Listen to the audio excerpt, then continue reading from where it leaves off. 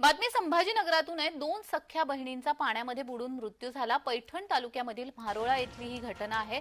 छत्रपती संभाजीनगर जिल्ह्यामधील पैठण तालुक्यातल्या म्हारोळा शिवारामध्ये बकऱ्या चारण्यासाठी गेलेल्या दोन सख्या बहिणींचा पाण्याच्या डबक्यामध्ये बुडून मृत्यू झालाय। प्राची पेद्रस चव्हाण आणि मलिका पेद्रस चव्हाण अशी या दोन बहिणींची नावे आहेत।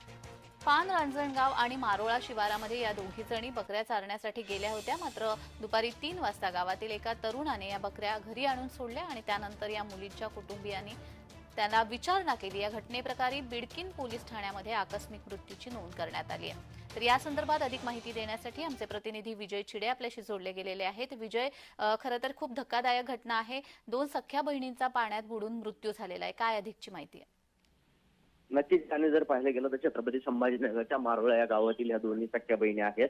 एक 7 वर्षाची आहे तर एक 9 वर्षाची मुलगी आहे। दोघी बहिणी ज्या आहेत त्या आपल्या घरचे शेळ्या ज्या आहेत त्या चारण्यासाठी घेऊन गेल्या होत्या परिसरामध्ये।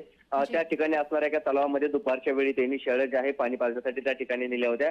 मात्र शेळ्या ज्या आहेत त्या पाण्याबाहेर हाकलताना एका मुलीचा जो आहे तो त्या गड्ड्यामध्ये पाय घसरला आणि त्यामध्ये ती मुलगी पाण्यामध्ये पडली। त्यानंतर दुसरी तिला वाचवण्यासाठी गेली।